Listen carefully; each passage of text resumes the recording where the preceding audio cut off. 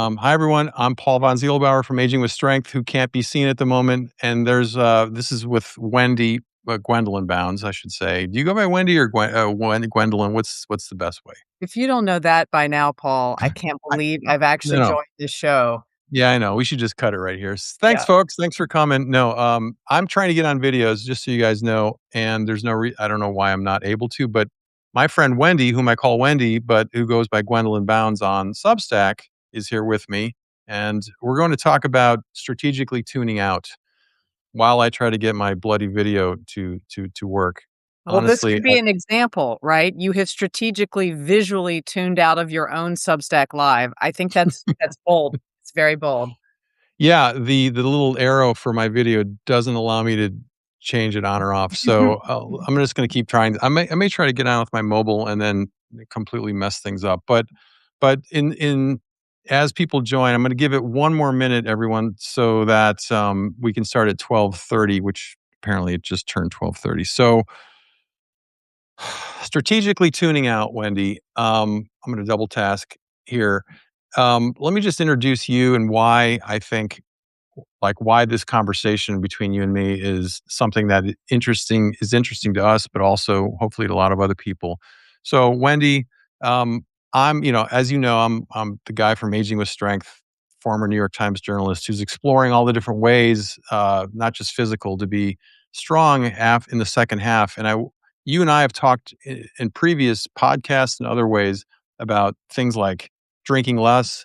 And then you're also obviously the author of this book called Not Too Late: The Power of Pushing Limits at Any Age. And that book was so important because it cataloged you going from what I will call a sedentary desk schlub, No, uh, which schlub.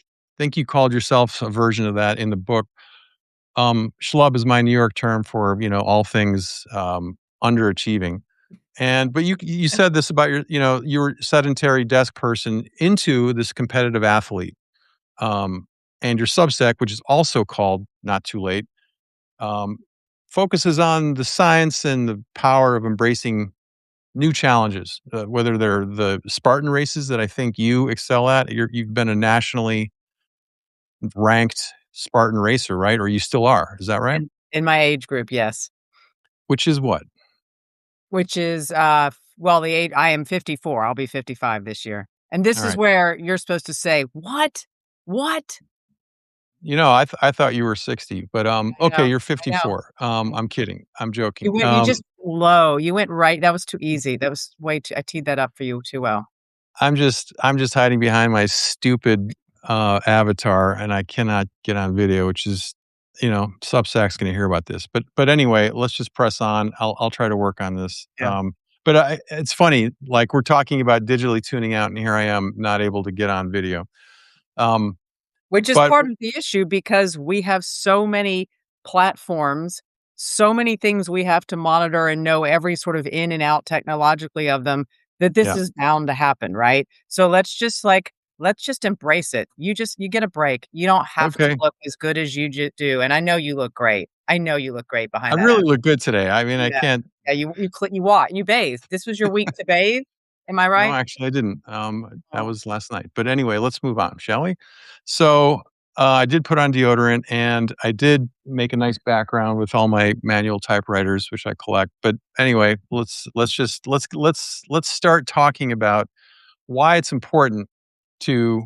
I mean, why are we talking about tuning out? And and first of all, not only why is it important, but first, how would you define tuning out? well, I'd first start by saying out what the problem was. And I think you and I got to speaking about this because we were on the phone discussing another topic in the health field. And Mhm. I was at a point where I was just kind of like experiencing what I think of as cognitive chaos, right? Mhm. Just this sheer flood of the number of notifications and emails, Slack messages, chats that were coming at me every day in this sort of unprioritized way. And Mhm. from you and I both talk a lot about how you maintain physical and cognitive strength as you age. And Mhm. this was something where I was feeling like I didn't have a good grasp on it. In fact, Mhm. right before you and I got on this Substack Live, I counted the number of platforms, Mhm. that I am on that aren't Mhm. even social media related. So Right. I've got, and we're seeing something else. I think we're seeing your full screen here now, but it Yeah, looks I know. good. Yeah, it looks good. I've got my work email, I've got my personal email, my author email, my Substack messages, my work Slack channel, my work chat. I've got Mhm. text messages, WhatsApp, my phone. So that's, I think, 9 platforms, and we haven't even gotten to social media. And all of these light up now, and I'm sure this is true for everybody who's on this Substack, whether or not they have the same platforms, more or fewer, but it's a constant barrage. And so how Mhm. you begin to prioritize that chaos, how you begin to make sense of it, that I think is where you and I wanted to go with strategically tuning out. Because if you don't, then I think, eventually something will crack. The brain isn't meant to process this Yeah. much information all the time. Right, and I've written about this recently.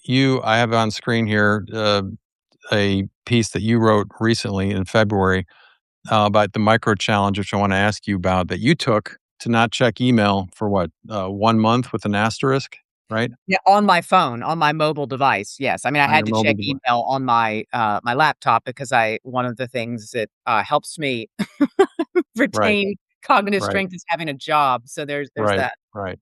So, what's interesting is that you and I have pretty different what I call digital hygienes. And not one is better than another, although mine I think is better than yours. But we'll talk about that. And I want, well, I don't check my phone as much as you do. I don't push email to my phone. So we're gonna get This into that. this from the man who was texting me at, what, 10 PM my time last night? I think I Yeah, don't well, know. that's because it's 7 p.m. my time. So Wendy's Sensitive. in New Yeah. York and I'm in California, right? And okay, so I wanna ask you about digital hygiene, but also so tuning out is important, and I use tuning out to title this because it sort of harks back to the Timothy Leary, Harvard LSD, maybe idea, but we're not talking about that. We're talking about, like you said, I mean, Yeah, like look I at said. the comments that are coming in from these folks. I mean, I see this from Mark. It's ridiculous the amount of noise and emails and text notifications. Heather saying, "This is speaking to me. I'm exhausted by it. It's affecting my mental capacity." I Yep, mean, they are summarizing very eloquently what I was feeling, what everyone is feeling. It doesn't matter if you have a job in corporate America or if you're an independent creator. All of us are bombarded with this. I mean, if you look at the stats. Microsoft did a report, and they literally talked about prioritized chaos. 117 emails a day on yep, average that a person yep, gets during the week. The number of and just think about this, the number of mass emails with 20 plus recipients on it is up 7%. That's 20 plus people then hitting reply all. Think about how right, that snowballs. So right, everyone here can feel this in some way, and the reason what you're showing on the screen right now, the reason I decided to embark on an experiment to not check my email on my phone was it was one way of controlling that unprioritized chaos. I was losing all of those in between moments because email was there and I was checking it just in a right. loop over and over again. And we can get into there is some science behind that. But Paul, that's why I went on that one experiment, that was part of my strategically tuning out protocol. There are a lot of other pieces to it, and we should get to that, and I wanna hear if some people's in the chat too, but Yeah. that's why I started. Right, and I've started because, in a different way, because I noticed that my attention was getting fractured. I'm old enough. I'm an older Gen X. Like, You're like, what, 71 now, is that right? yeah, yeah, that's right, Wendy. And I look damn good for my age, don't I? Although you wouldn't be able to see it because I'm not on Yeah, yeah, video. you be the judge of that. Just for anyone who's joined in the last 2 minutes, the digital schlub here, have not been able to somehow figure out why the Substack won't let me join by video, but it's not because I'm hiding behind an avatar. But I am old enough, as I was saying, not 71, to have watched this thing called Fractured Fairy Tales when I was a kid. It was like these. I don't know if do you remember these? They were like You're probably not old enough. There were cartoons that were sort of based on Grimm's fairy tales, but had like a modern like they were interesting to adults, and I would watch them. And um, so I would kept thinking of the fractured brain and the Mm, fractured hard drive, using that phrase "fractured," as as a grown up who would look at his phone every time a text came in. yeah, At one point, I think I did have email pushed to my phone, so every time somebody emailed me, it would, vibrate, the yeah, phone in my pocket or next to me, and I found that incredibly just I mean, it's like an incompetence machine to keep getting buzzed. In fact, I think when I wrote about, like, the idea of tuning out and however I put it, I talked about the Kurt Vonnegut story, Wendy, about it's called Harrison Bergeron. It's like from the 1969 or something, and it's about this, dystopian future sci-fi where story where to equal out everybody's intellect and everybody's ability, smart people had to wear these things in their ears that screeched every 15 or 20 seconds to make them dumber. And like uh, more athletic people had to wear weights to make right, them right. slower and so on and so forth. So so basically, I feel like we're getting screeched in our ear every 15 seconds. And I want to know what you did to try to not make that continue. Yeah, well, that's a good I like that analogy. Put let me borrow some science from a friend of mine who's also on Substack Stack, and many of your folks who subscribe to you probably know him, as well as mine, Michael Easter, who wrote a great book called Scarcity Brain, and I talk about Scarcity brain. a little Yeah. bit in my post, but scarcity brain, essentially, we as humans are wired to want more. And there is a very good reason for that because we grew, when we were like hundreds of years past, we needed to Mhm. find food, right? And so Mhm. this urge to find more, to get more food is hardwired into us as humans. Yeah. And so now the way the digital economy sort of plays into that, we there's certain parts to that. There's if you think about how a slot machine works, there's the opportunity for reward, right? We know if we pull that trigger, we might be able to get money. It's Mhm. predictable, right? We're not sure, and that keeps it interesting. Maybe we'll win, maybe we won't win. And there's also Mhm. quick repeatability to it, right? You don't even pull levers anymore. You just hit the buttons. The buttons make you able to do it very fast. Well, Right. email and checking your email or your notifications or your WhatsApp. I mean, that's the same premise. It is something where there's an opportunity for reward. Hey, maybe somebody sent me something interesting, or there's Mhm. this the job I've been waiting for. Maybe they got back to me. It's unpredictable. You don't know if it'll be there or not, and you can just quickly repeat it by going like this, right? I'm swiping my thumb. I think you can see me, Paul. I just can't see you. Yeah, So that's right. that is kind of we are hardwired for that, and so to your point and why I like that you suggested we do this, it really takes us putting some constraints around ourselves to be able to deal with it, and I'm not suggesting a full digital detox or going without because most of us most of us can't do that, and Yeah. a lot of us don't want to. I mean, there are a lot of good things that come from technology, but the first thing I did, why don't you and I just swap some Yep. protocols back and forth, Yep. and I'd love to hear from the audience too. But the first thing I did was I turned off all notifications on my phone for everything except for text. So no Okay. notifications coming in to me anymore from news, from my work email, from my personal email, from social media. The only thing is text, and I do that.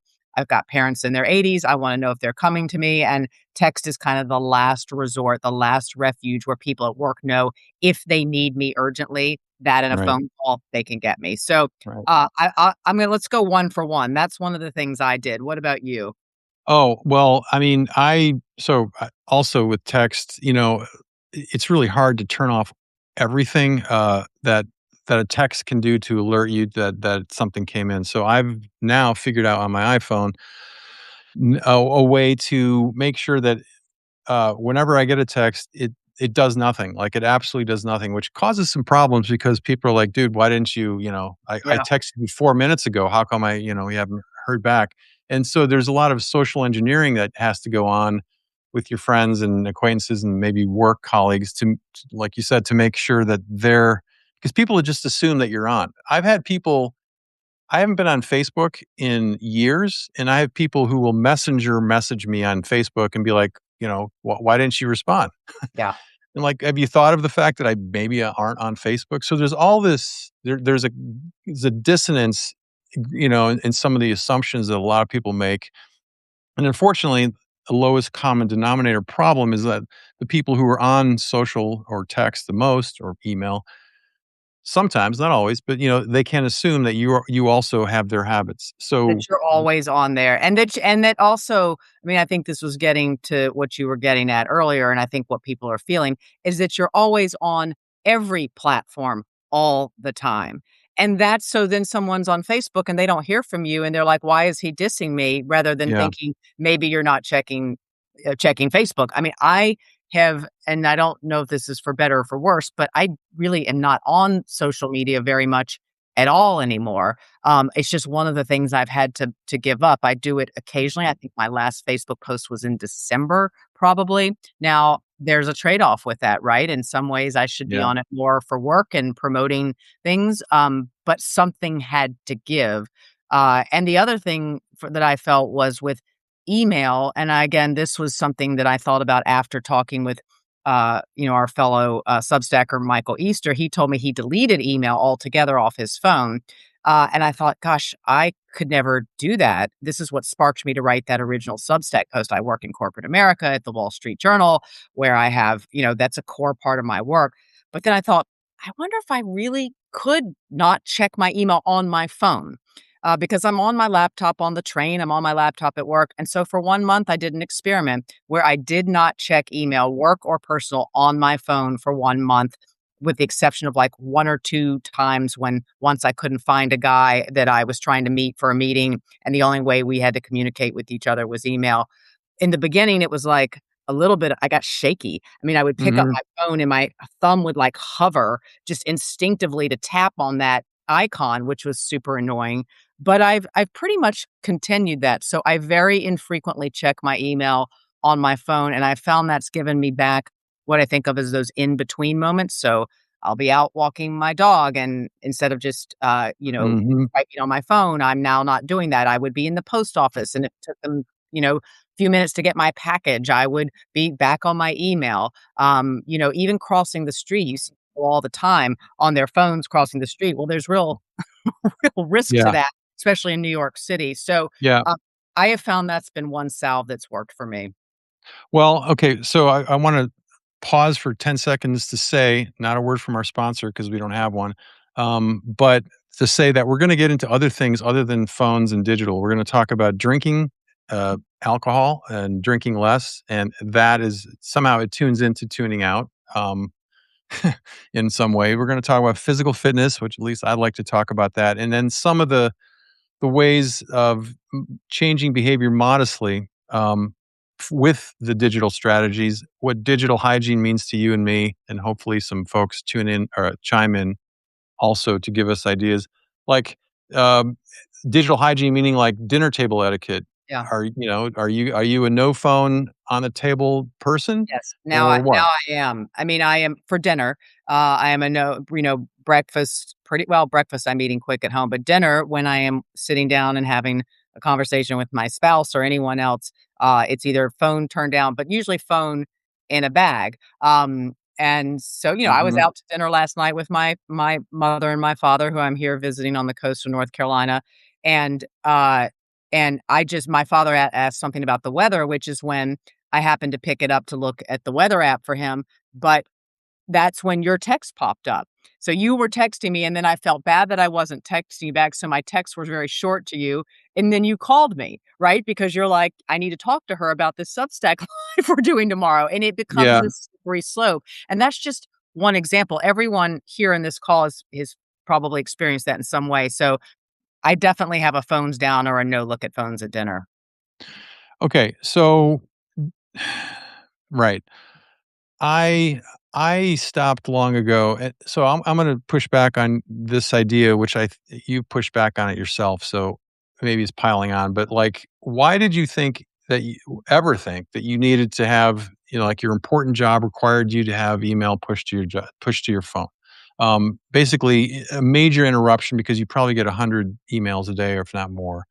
Like, you're a smart person. You've worked in media for a long time, Well, and that's why I've never had it pushed. Like, I've never had my email from work pushed to my phone. I've always had the notifications, but I still had it coming into an app on my phone, right? Because I would be traveling. I'm on a plane sometimes and I needed to get what so I agree with you. I don't think I understand where you're going with this. You're like, what is the thing that drives us all to think we need these notifications coming in?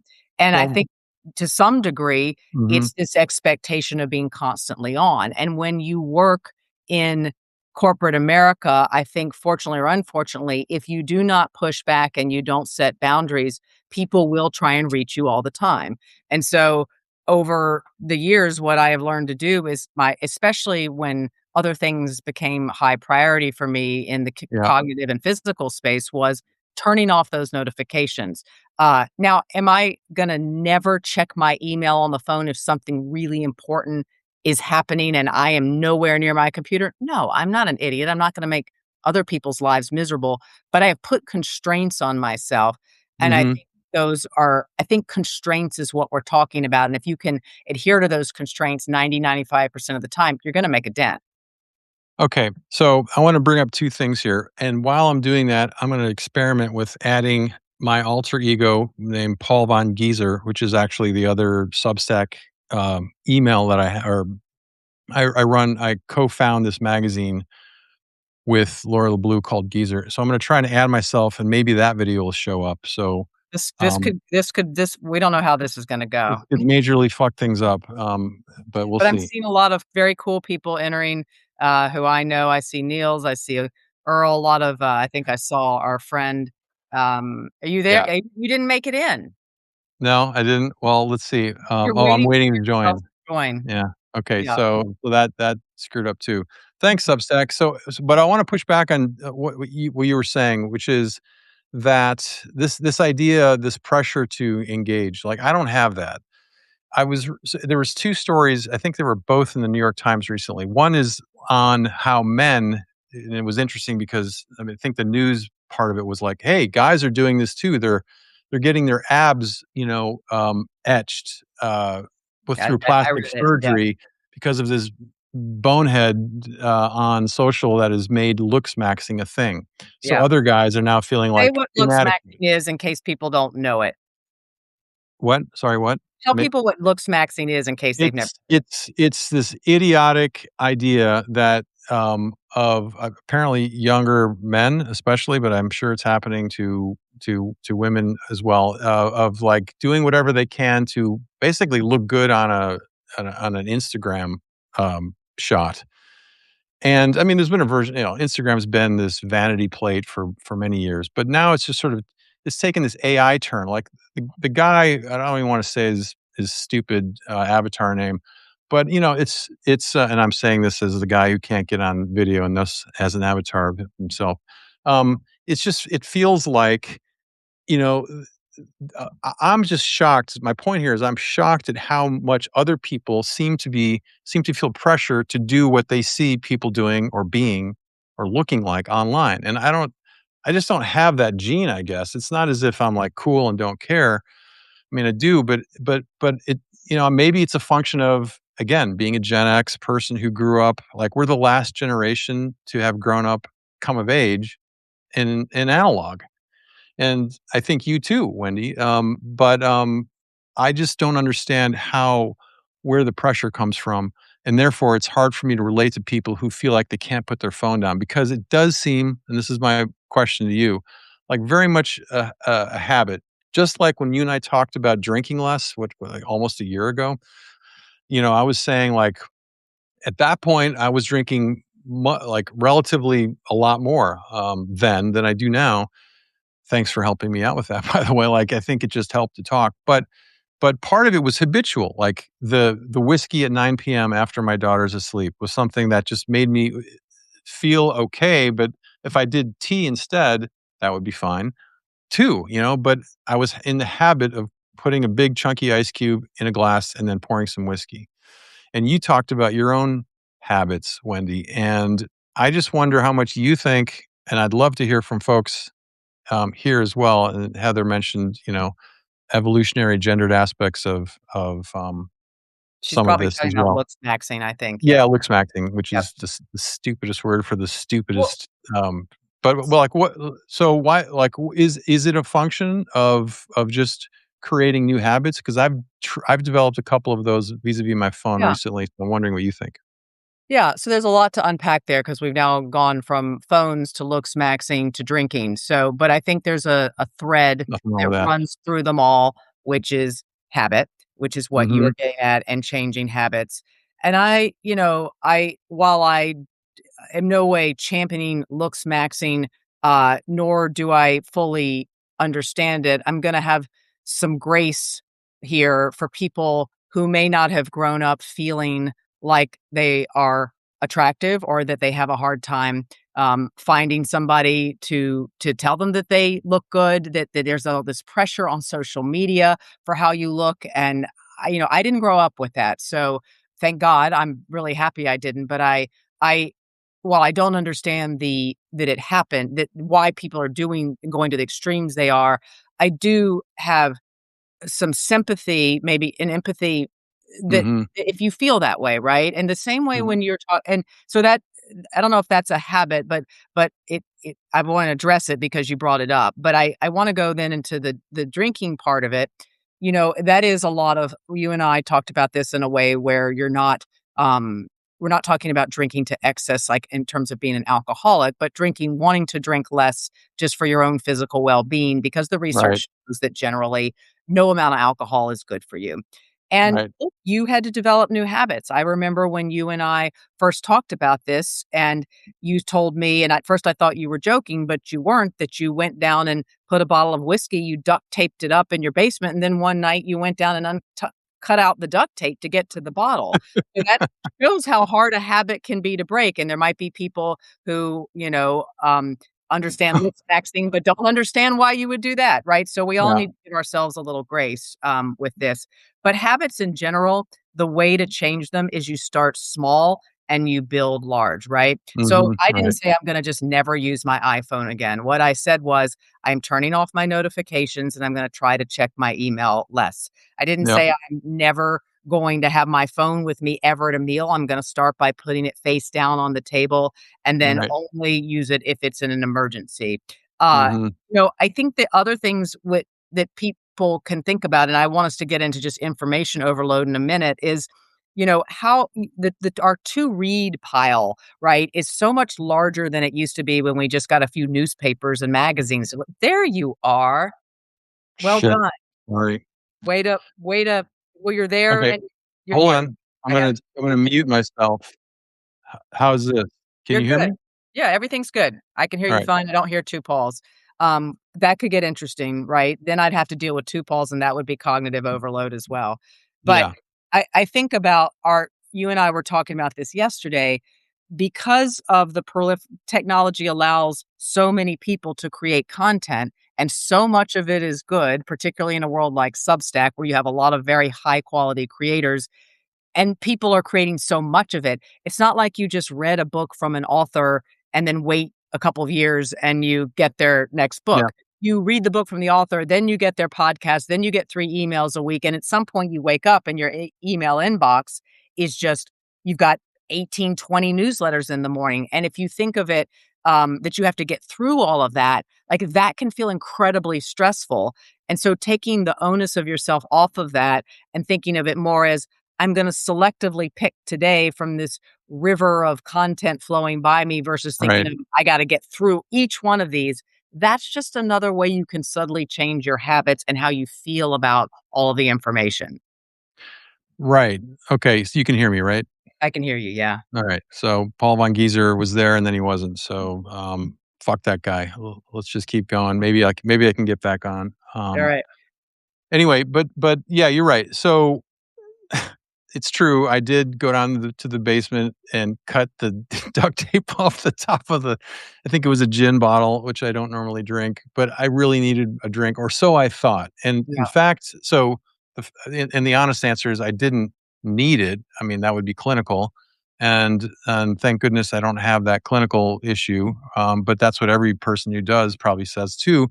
But I'm different, and I don't. But so as I mentioned, I'm kind of speaking a little bit off the cuff here, but since we spoke, just the idea of just having had the conversation about like this meta conversation of drinking less. It could be, digitally detoxing. It could be checking your phone less.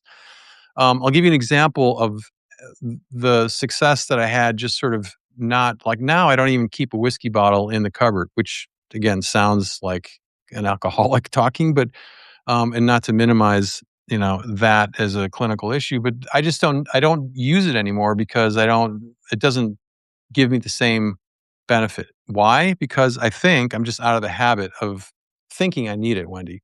And so what I did with phones, I walk my daughter to school every day. It's like a mile, half a mile there, half a mile back.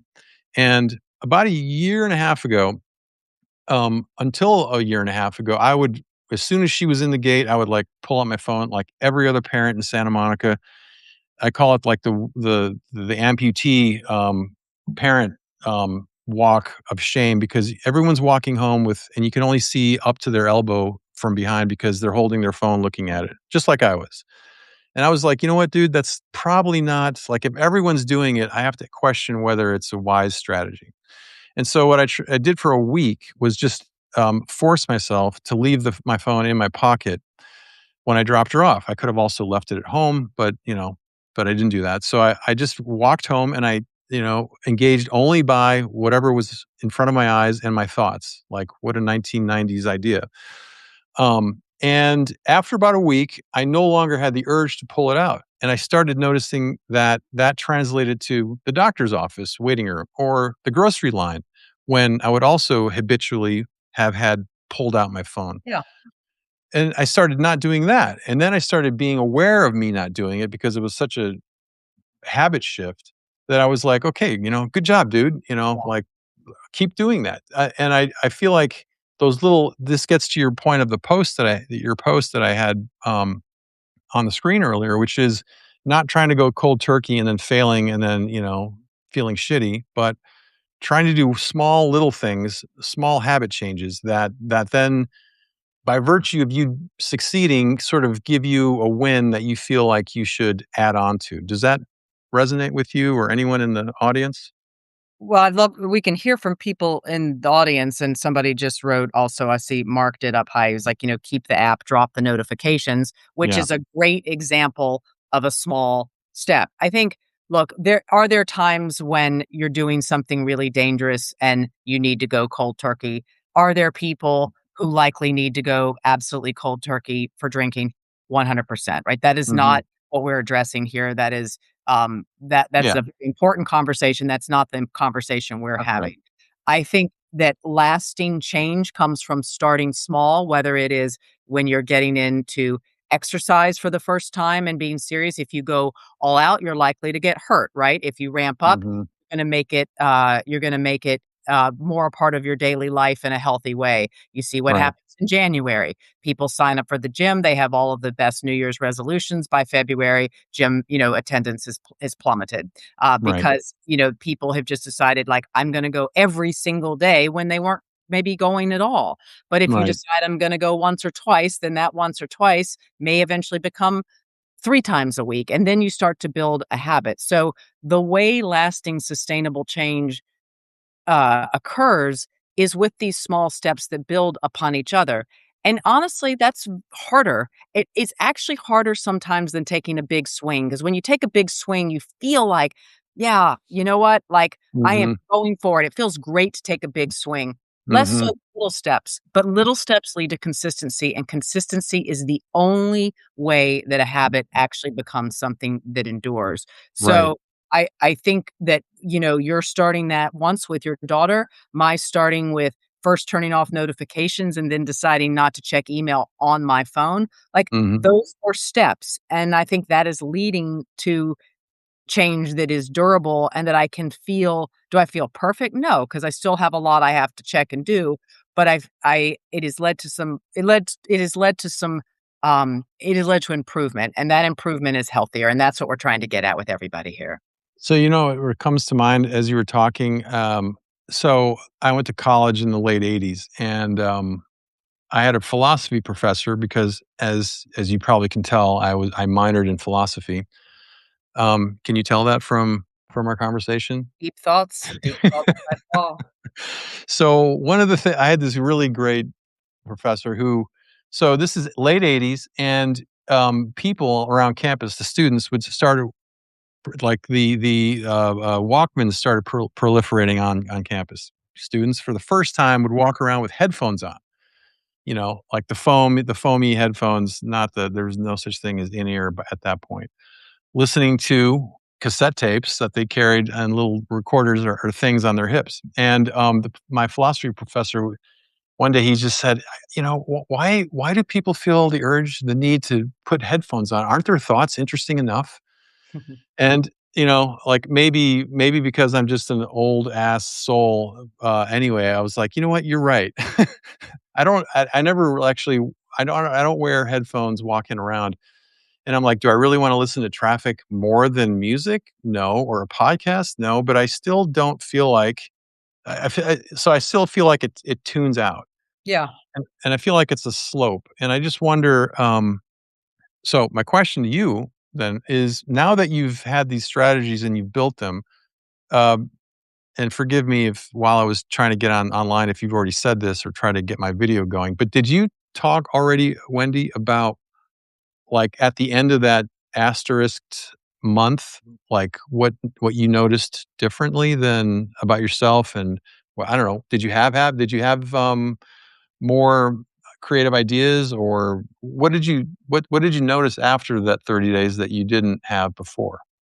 Some of it was, very small, but again, I mean, this is gonna sound silly to anyone who maybe doesn't have a dog, but I have a dog that I love, and I would often, like, I'd get home off the train. I have a long commute, into New York City for my job, so it's almost 2 hours door to door. So I'd get Mm, home, I get off the train, but I always tried to make time for my dog, like, to play ball with him for at least 5 or 10 minutes in the house just because, like, so I want to. I love yeah, him.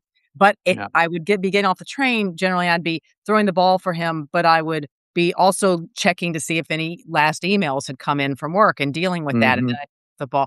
When I stopped doing that, it just was like, I saw, like, the joy on his face, like, I noticed his little paws when they would, like, mm, grip my arm. It was just such a better experience playing with him, and I know that's tiny, but if you have a kid and you were I have a friend who I told this to, and she's like, "Oh my god, I have my phone by my bed when I'm, like, reading my kids to sleep," and she's like, "No more phones, I'm not gonna do that." Everybody has something where I think you are now habituated to taking your phone with you, which you which you would probably enjoy more if you didn't have your phone doing that, right? So I right, enjoyed certain moments like that more. But I'll tell you something, being alone with your thoughts has gotten harder and harder for people because we're used to feeling like a commercial break comes on, if you're watching something with commercials, and you instantly pick up your phone during that and you're swiping. There's just this any moment of downtime, that is our instinct. And so if you are doing that, you are not going to be having sort of original thoughts. And if you are someone who creates or any have any kind of passion, creative passion or something. One of my best friend is a captain in the volunteer fire department in Long Beach, New York, and he has to constantly think about the protocols there and work through his mind about right, when they're going into a fire, did he do this right? Did he not do this right? If he in every down second is picking up his phone, he's not working through that in his head.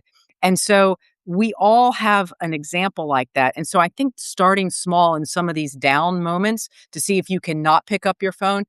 And let me tell you something, it was really hard. Like, you think I would just say to myself, I'm a grown up person. Like, mhm, Wendy, don't pick up your phone. And yet my hand in that first month would still reach or so your break and that is just a signal to me that there's a real like issue. And so right, now feel that anymore, but that was enough for me. And I think I would say that was worth the price of the experiment.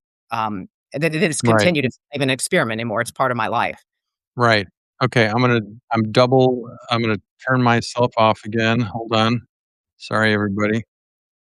Uh, where can I do that? Okay. So if I mute myself,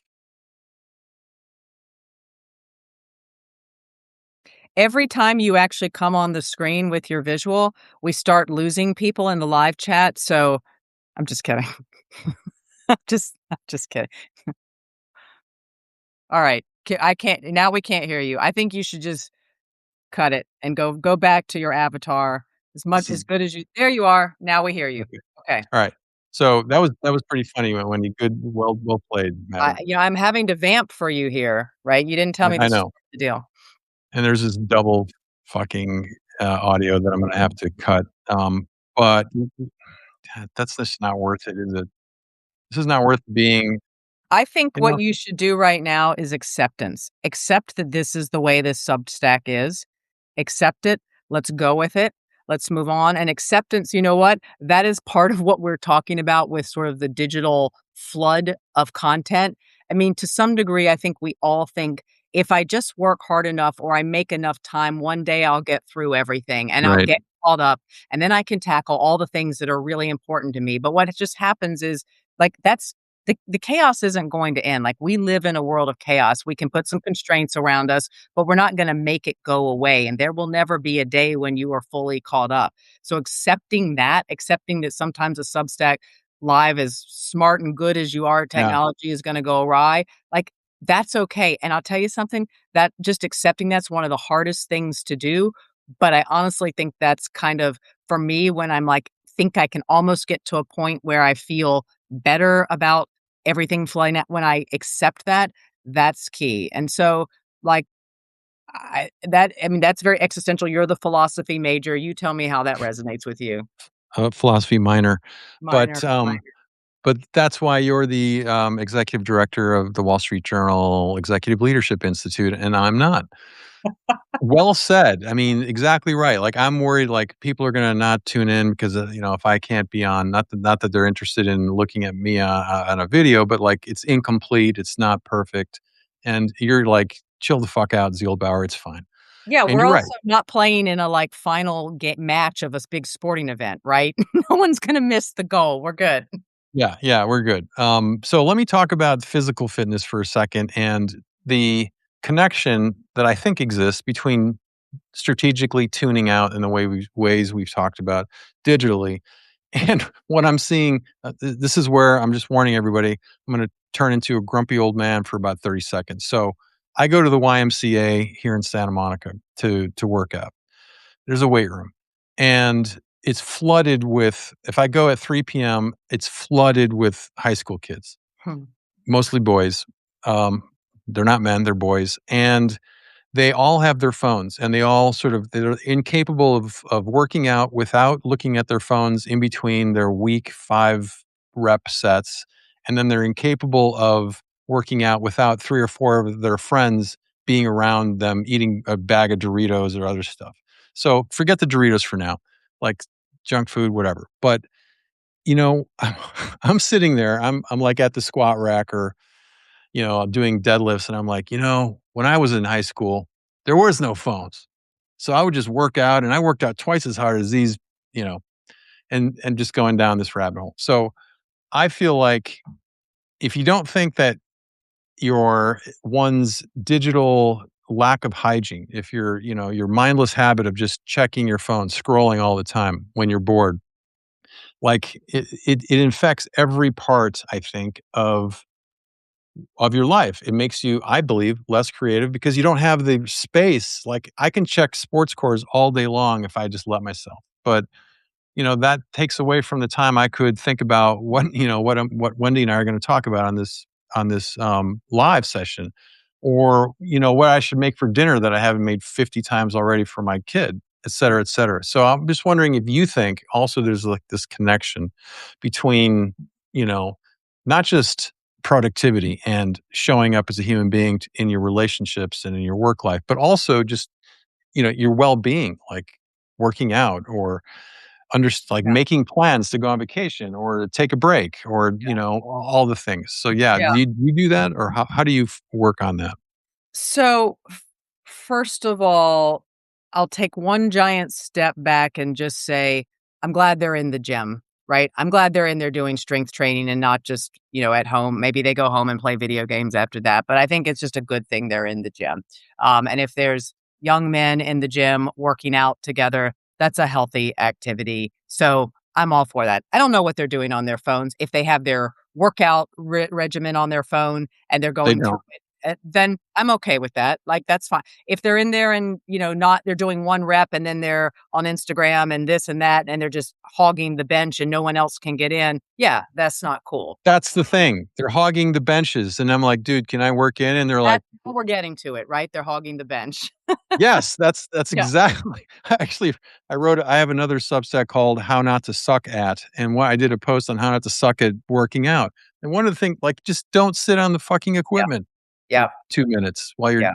it's all TikTok, by the way. It's like TikTok and instant messaging. That's what they're doing. So So anyway, that is sorry, I interrupted you. that is an example, another example of, I mean, again, our phones go everywhere with us, and I think I have been, at least with working out, my trainer, I have my trainer BJ from Born Fitness, he sends me my workouts. They are in an app. I am recording my reps and my weight and my app and tracking that. And that's how Mm, BJ sees what he needs to do to program for me.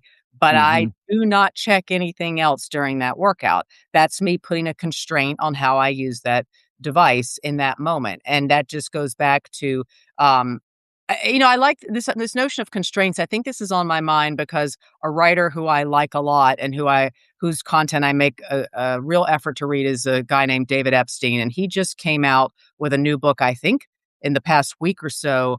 I believe it's called "Inside the Box: Why Constraints Make Us Better." I haven't read it yet; it's waiting for me back home mhm, in Carolina. But mhm, this notion of putting constraints and why you and I are talking about, he's talking about it in a lot of different ways where it can work in the workplace, and I think and also in your and how you live your life just overall. We're talking about putting constraints around consumption of things that in moderation, i.e. digital and technology, can be really helpful and good, but mhm, in excess can be very bad for us. That goes for alcohol, you brought that up too. Um, mhm, and how it infects and so constraints are the things that can begin, I like that notion, that can begin to sort of take it back from excess into something more moderate. And that's something everybody can do, right? Everybody experiences this with the cognitive overload with their phone, and everybody who's here, all 94 people, I think, I don't have my glasses on right now, but every single one of these people, everyone here could take a step like that. Like, it's yeah, not something we all can't do. It is something we all can do. right. So, let me go back to kinda like the what you learned from your 30-day asterisk, challenge. What have you done? What have you incorporated, and where do you feel like you still need to make more progress? The I mean, email sorry. thing is good. Yeah, the not checking my email for 30 days helped to make that all on my phone. Like, this is not me not checking email at all. This is me not checking email on my phone because the phone is the thing that's always with me.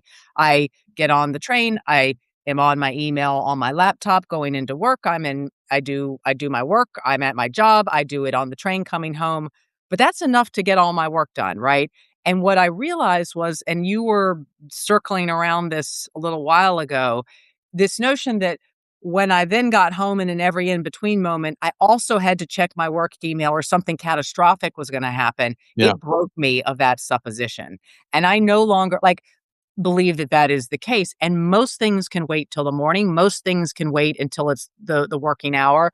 And if there's something that really, really can't, you know, the president of the Wall Street Journal Leadership Institute, which is where I work, he knows he can text me if it was something urgent, but he's only going to text me if it's truly urgent. We have set that boundary, and I had that conversation with him early on, and I was like, in the mornings, I am working out early from this time to this time. That is, I've set that constraint and that boundary. I'm not on my phone, and I'm not going to be on it until 8 or 8:30 when I'm on the train. He knows that now, and that works for, he respects that. You have to have a leader. You have to have leadership that respects it in the corporate world and who sets a good right. example, and he does that. So I have found that I have dispelled myself of the notion that Mhm. I am going to lose my job and I am going to something terrible is gonna happen, and the fate of the Wall Street Journal Leadership Institute and Dow Jones and our parent company and News Corp is all gonna crumble because I didn't check my work email during watching The Pit on HBO Max. There's no Okay. control, but you know what Thank I mean. you. Yeah, I appreciate the thank you. HBO call out, and the call out to your trainer, earlier. I'm sure that that was appreciated by him. Let me ask you, in the last 10 minutes that we have, I wanted to ask you about the news cycle. And I'm not going to get, um, overtly political, but I think it's fair to say, and I talked to you about this yesterday, is like I I think I wrote recently on Aging with Strength about this idea that, we're all moving too fast, and we haven't even talked about AI, and partly I'm fine with that because I feel like that's almost a little bit of a cliched conversation now. Like we know like but we know what it is, but trying to keep up with everything, including AI, including, the social media stuff we talked about, work through the devices. But I'd like to ask you about I guess what I'm calling the news cycle, which is a proxy for the incredible, what I think, Wendy, you tell me if you think differently, the incredible amount of anxiety that is just out there hanging in the air like humidity in August. It's just and it's all there, and some of it's, like, political, some of it's geopolitical, some of it's Washington, some of it's, you know, partisan politics and the stress like, some of it's unemployment statistics, blah, blah, blah, Iran war, like, you can go on and on about the thing I could go on and on, I don't know if you could, about the things that I purposely tune out of. I'm a newsroom guy, and find myself needing to purposely tune out so that I don't go ballistic every time I hear a headline about something stupid happening or something that could have been avoided that wasn't, and vice versa. So I'm just wondering what you, and again, what our audience also thinks about how to manage, whether you think there's ambient stress in abundance right now, and then like why and how to deal with it. Yeah, it's a good question, Paul. And I think, look, I think you've done a great job in your Substack Aging with Strength and also in the magazine you put out, Geezer, in uh, helping us just sort of reflect upon issues of this nature. I would say if anybody doesn't subscribe to Geezer, they should. It's phenomenal magazine. Um, and so, in terms of just cutting through the noise of the zeitgeist, this is what I'm gonna tell you what my knee jerk would be, and then I'm gonna tell you what upon reflection I would then say. The knee jerk would be, yes, we live in an unprecedented moment of chaos and anxiety with between whether it's, the war in Iran, AI, uh, the economy, tariffs, all the changing policies that are coming at us. It feels like what you described. I loved that humidity and August hanging over us, and to some degree, I think we live in unprecedented times. And yet, if I were to go back in time, I believe that at any point where there were pivotal moments in time, people felt at that moment they lived in unprecedented times. Like I Right, didn't live during World War I or World War II. I did not right, have a child who was drafted and often war. Like we could go through all of the major moments in history, and I'm sure at those moments it felt like we live in unprecedented times, and right. those words were probably used. And I think at the Leadership Institute when we're talking with CEOs, the top business leaders in the world, consistently when they are grounding themselves, they are trying to ground themselves in that reality, right? Right. Yeah. Now, what I think is true and where we started the conversation, which is that the amount of information about it is flowing at us in unprecedented ways, right? Mhm. Whether it Mhm. is all the things that we subscribe to on our phones and the newsletters and the people making sense of the world and the channels that we can watch. I mean, that for sure is unique.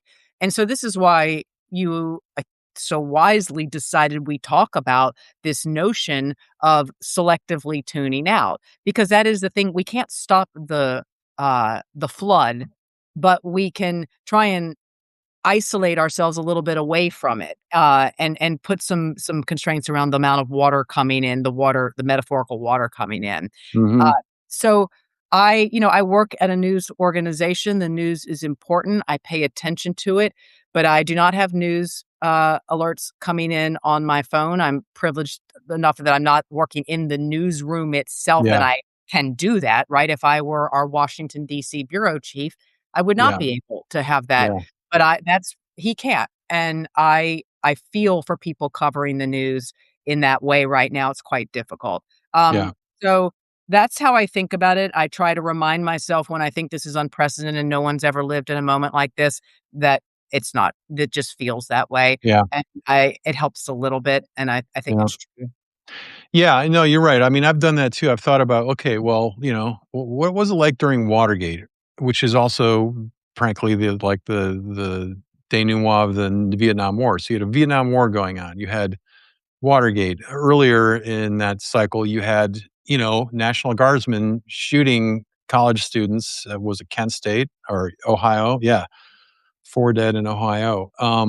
You had a lot of assassinations, RFK, JFK, Martin Luther King, etcetera. Like that's of course span of years, but Yeah. what you didn't have is people on Twitter or X stupid like making enemies of their family members because everyone has an opinion that they could just post.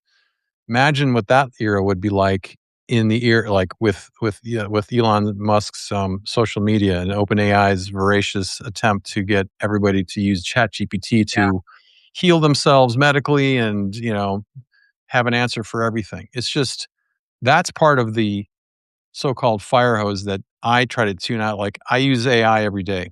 I use an expensive version of Claude yeah, every day, yep, and which has gotten worse over the last couple weeks, interestingly. Even that is sort of like their hooks are into me, right? Like now I'm not using it to write stuff, but I'm using it to research. I'm using it to bounce to get ideas on, operation, like how to scale Geezer magazine, blah blah blah.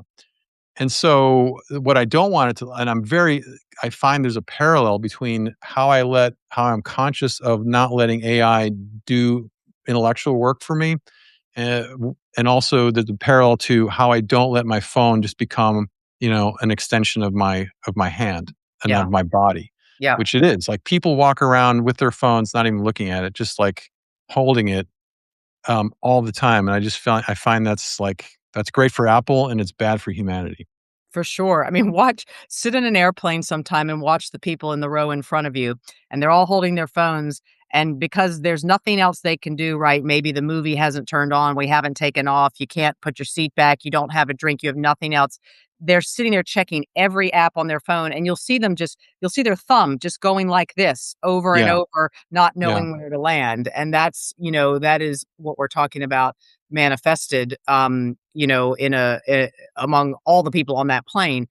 I wanna say something about the print medium, which I know you have thought a lot about because Geezer is it's print only, correct? That's right, yeah. Yeah, and so one of the other and I'm gonna and, we'll each post this video for people who join late, we'll put it on our Substacks, I'll put it with a list of the tips and things all kind of, that we've been talking about, summarized so that people have that if you've just joined. But one Mhm. last thing I think a lot about is the notion of going to something print. And so at night, instead of again like checking email on my phone is down, face down, and I always read a paper book. And one of the things that I loved when you launched Geezer was that you made it paper only. And not only did you make it paper, you made it big paper, right? Like that is Big a paper, baby. big paper. You went well, we could get into trouble where we're going with that. But I love the feel of Geezer. Like, I love what it feels like in my hands, and I'm not I bust your chops about a lot of things, but you've done a great thing with that. And I think going to something print in a moment, especially when you're trying to sleep, is a really good thing to Yes, do. And absolutely. I have found my sleep has changed dramatically by reading a real book for, 10 minutes, 15 minutes, even 5 minutes before I go to sleep. Something that is, again, has no screen, no TV, no screen whatsoever. So I just want to throw that out there as one Yep. more thing to think about. Thank you. So in the spirit of giving people news they can use, and takeaways, I totally endorse not like everyone, everyone knows not to look at your phone before you go to bed, and yet I think we all do it. But I can tell you, just like you, my sleep is improved when I do three things. That is, read paper and not the screen prior to turning off the lights and going to sleep. Second thing is a hot shower before bed, which I'm not frankly inclined to. I don't feel like doing it, but it really works, and there's plenty of research to show why. Third is a mild stretch, or just sort of like like a 5 minute even yoga. It doesn't have to be yoga. I don't really do yoga, but like a stretch. Like get your hamstrings and your back stretch. Do a bridge. Do hip thrusts. Something like windmills with your arms, Yeah. like releasing tension in your neck, something to just get your muscles to kind of relax, because it totally makes a difference if you do any one of those things. But if you put them together, actually find that I don't wake up nearly as much during the night, and I just sleep better, and I feel, yeah. So Yeah. that's my takeaway. I think that's a great protocol, and what I like about it is those are very basic things, right? You're not talking about a complicated supplement protocol or lots of different special lights and gadgets and things of that nature. You're not I do wear an Aura ring, but you're not talking about trackers for that. You're talking about the basics. I just recently have been writing a series on my Substack about how we can going back to the basics and making sure you're fine tuning those is really one of the most important things you can do if you've been investing in your health or you're just getting started and thinking about it. And what I think your protocols for sleep right there not only fall into the good uh, rubric we've been talking about around strategically tuning out, Yeah, but also just are about the basics. yeah, and so to end with what you just reminded me of, I'll end with this, and that is that I try and teach my daughter, again, who's 10, the concept of advertising. It's like what they're trying to do is take money out of your pocket and put it into their pocket, and they say things on the package, but you don't know it's really true, that's what they say. So you have to figure out whether you believe what they're saying. Like, I believe, for example, what a Patagonia brand says more than I believe what Procter and Gamble says. I just do, because of who owns the companies and who they're beholden to and so on. But you bring up a great point about again, I used the phrase hooks earlier. Like, every app wants you to look at it before you go to sleep or when you wake up. Like, hey, you need a relaxation app, or you need to meditate, turn on your phone and use that. Like, the biggest contradiction. It's like using your phone to meditate. And I'm not putting it down. I know that people use it, and I shouldn't be so strident about it. But what I'm saying is that if people are aware, like I'm trying to make myself and my 10-year-old daughter, that the apps are trying to generate habits to use them more often, then maybe there's like this a way of thinking, like, no, I'm not going to do that. Like, Yeah. I'm not going to let you take money out of my pocket and put it into yours, because that's what I think this is all really about. It's about using apps, which generates income, which is good for shareholders and the owners of the apps, and not so great for us a lot of times. So Yeah. I'll just end there. Yep, I think that's good, and you won't go down a rabbit hole of checking something else, right? You don't have to have an app to stretch. They're great apps that do help you stretch, but what you notice you don't need them. I've noticed a guy, Dan, is saying that he also stretched and he doodles before he goes to bed. Yeah, Yeah, sketching. That's sketching great. and doodling. That's great. Yeah. Like Oh a yeah, small sketching. creative I like act. that. He didn't say stretching. He said sketching. Even better. Yeah. Yeah. Well, maybe you can stretch while you sketch. Yes, you can So, stretch and sketch. Wendy, I really appreciate you being on this. I'll say before everyone tunes out, Slava Ukraina. Um, People who I'm in the battle between those two countries. I'm for Ukraine. I'm not saying that to you. I'm just saying it. Period. Because it needs to be said. So, Wendy, this has been great. I'm going to put this out to everybody who's joined in both of our audiences, and I hope that you'll join me again for another conversation on how to kick ass in our second half. Yeah. Thanks, Paul. Bye, everybody. Thanks for being here. Sorry I couldn't be on the video, but I don't think, it was a big deal, right? Just, acceptance. Acceptance. That's what I'm gonna carry forward, and I'm not gonna buy a bag of Fritos or open that bottle of gin in the Yeah, basement. with the duct tape. All right. All right, see you soon, Paul. Okay, bye, everyone. Bye, Wendy.